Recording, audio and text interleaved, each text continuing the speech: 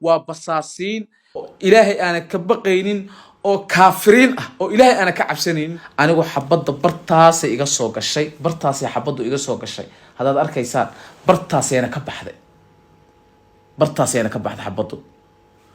halkaas iga soo gashay halkaas ayna ka baxday dhuunteyda ayay xabadu dhex martay cidaan ogeyn hadda ha ogaato bartaas iga gashay bartaas ayna iga baxday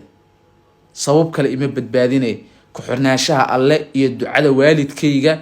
xataa hooyadiisan ka duceystay iska daa wax kale hooyadiisu asiga uu ka habaarsaday aniga ka duceysto ka soo duco qaatay oo asoona soo macsalaameen ana u tago macsalaameen ka soo qaatay ee ii soo duceysay oo duco uga soo tago oo ilaahay ila ogyahay ma fahmaysaa waxa soo waalay oo soo cararsay tahay waxa soo waalay uliza thank you كانيتي وحو سو آدايي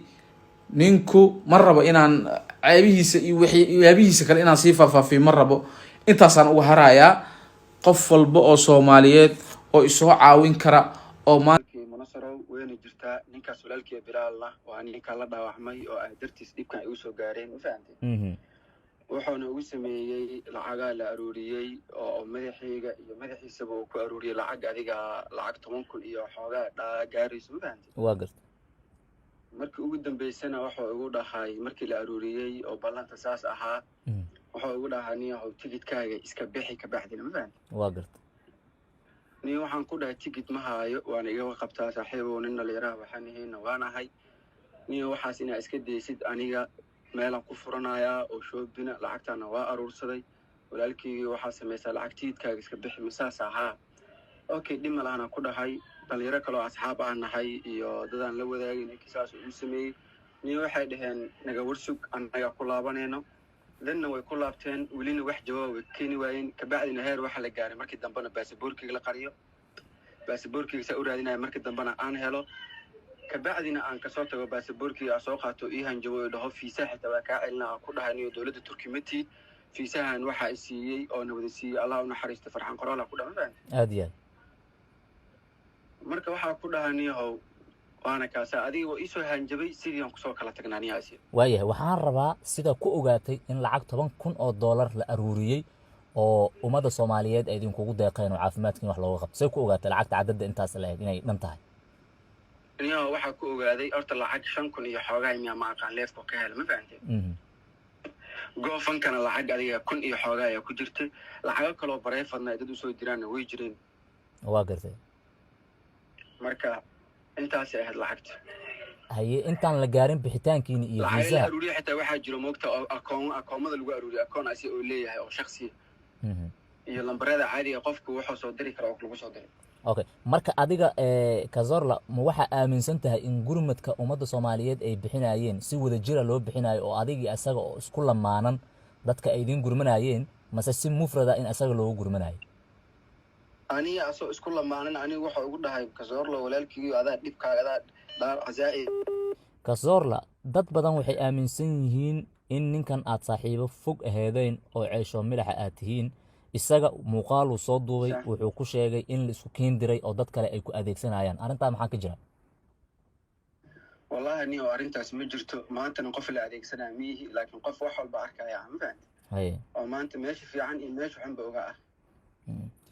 bal wax yar dib noo xusuusi sida markii xabada adiga kugu dhaceysay iyo Bilaal aad ficilka markiiba u sameysay oo aad walaalka naftaada u hormarisay bal nooga sheekay wax yar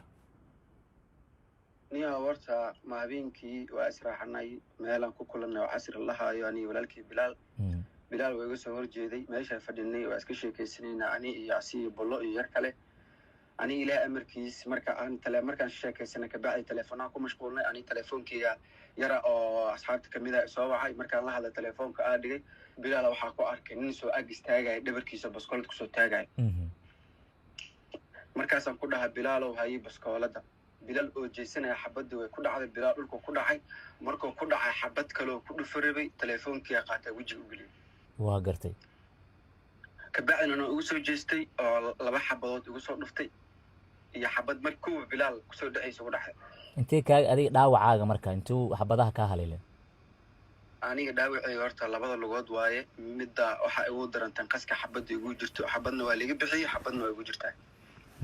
ninka aad u dhaawacantay maanta inaad ku muransan tihiin wax la xiriira maal adduun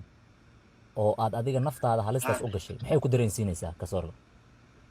ها ودرنسينيسا sababta waxay ugu dareensiinaysaa waxay tahay shalay aanu familkayga diyaar ila ahaa inay wax bixiyaan oo istaal kala joogo ee dhahayan familkayga wax ay raadinayaan ay waxa dhahaniyo ninka walaalkiina anaga garab qabno anaga garab istaagayno soo noo badbaadiyo anaga u badbaadinayna then familka sidii kala tageen markii dambana ninkan lacagii la aruuriyana lacagtiyo macnaa mindhaamo ugi lacagtiya la macaanaati kabacdina waxa uu dhahaniyo nin raga ilaahay ka dhigay Kasorla waxaan waa aruursaday wax aruurso marka laakiin lacagtan qorshaheeda wuxuu ahaa inaa adiga isaga isku daaweysaan aniga asina soo baxno aniga xabada turkiga laga soo bixiyo oo ballanka ahaa hadda marka turkiga joogtaa xaalkaaga caafimaadka weli xabadii waa kuugu jirtaa yaa ku dad ah yaa caawin ka filaysaa hadda ila lacagtii aad filaysayba ninkii wuxuu sheegay inuu asaga maaragtay la tagay wallahi sax waaye laakiin umadiba shalay na garab istaagsanaydo na caawisi ayaa haddana ka sugaa ummadda islaamka oo muxsiniinta ah baan ku sugaa haddana inay caawiyaan marka fariintaada aad u diraysid dad badan aan ugu xiran oo walaalo ah oo muxsiniin ah oo marnaba aanan jeclaanaynin dhibka ku gaaray maxaa u gudbinaysaa oo fariina caawa aan kaa gaarsiinaa waxaa u gudbinaya waxay tahay in la caawiyo walaalkiin dhibaataysana ahay haysto xabadaas ay ugu jirto marka ummadda Soomaaliyeed waxaa ka codsanayaa inay caawiso qof walba karaankiisa inta wax walba awoodo Kasorla Bilal waa soo hadlay waxyaabaha uu dadku u sheegay waxaa kamid ah in adiga tahay nin waalidkii ka soo fakaday ama caasi waalid ah dabcan soo u dadbay ama sidoo kale tan waxa uu tilmaamay nin balwadiista inaad tahay marka arimahaas oo uu dadka ku xiran u sheegay oo ka dhigan in adiga aadan ahayn nin hadalkiisa qabasho uu leeyahay ama la aamini karo maxaa uga jawaabaysaa arintaas والله ولكن منصر waxa uu jawaabaa horta maanta alxamdulillah in dhalinyaro ahay maantana de balwad horta asxaabtida maanta ay taqaan inta dhalinyaro aqaana horta hadaan balwad isticmaala ay taqaan ma fahanti mid kale waxa uu sheegaa oo kale horta ani walaalkay Bilal ana horta familkaygi markaan soo baxay waa la soo duceeyay si sharaf leh si ixtiraam leh aan ku soo baxay ma fahanti waana ka soo duca qaatay maantana waxaan ku joogaa meeshan waa ducada labadii waalid haddii oo dhaho Kasorla familkiisa ka soo fakaday ama saane ahayd aniga maanta familkii kool waa soo saari karaa wax walbana meeshaas cadeen taalaaba oo loo dadkii arki karaan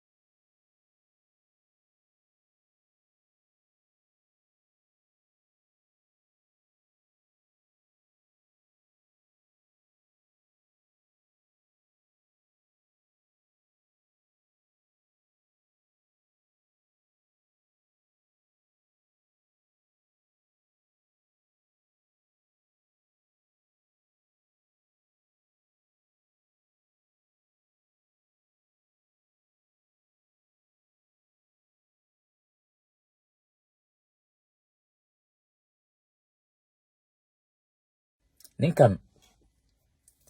haddii aan warkiisa maqalnay bilaalna jawaabtuu soo duubay bal horta aan dhegaysano marka waxa nooga aadan baan lehin doonaa insha allah. hay bilaal. horta arrintan asalkeeda cidda ka dambeyso iyo cidda soo maleegtoba waa dad shalay ka dambeeyey aniga dhibaatadii isoo gaartay, waa dad baaritaano lagu haayo, waa dad ilaahay kuma samdaraadee soo maleega aniga dhibaatadii la isoo gaarsiiyey. waxaa ku jira dad fanaaniin ah, waxaa ku jiraan youtubero iyo tiktokero, waxaana wax kama jiraan waaye. wiilkii la dhaawacmay waa sax, islama joogno, magaalada Istanbul oo dhinac ka joogaa. arrintiisa iyadoo faahfaahsan live ayaa kasoo geli doona insha allah. aniguba waan xanuunsanayaa oo Turkigan ku xanuunsanayaa, mana awoodo inaan isdaaweeyo. iyadoo sidaas tahana halkaan anigu xabadda iiga baxda, qaliinka la ii sameeyey, xabaduna bartaan ay kasoo gashay. qof dhibkaas soo gaaray ayaan ahaa, asigana sidoo kale dhib ila soo gaartay. laakiin cilada meesha ka jirtaa waxay tahay wiilka maskaxdiisa la xaday, si wax beenan laga dhaadhiciyay oo waxaa loo maleegay in aniga laygu diro. dadkii shalay ka dambeeyay dhibaatada isoo gaartaana ka dambeeyaan maantana inay been iyo propaganda iga faafiyaan.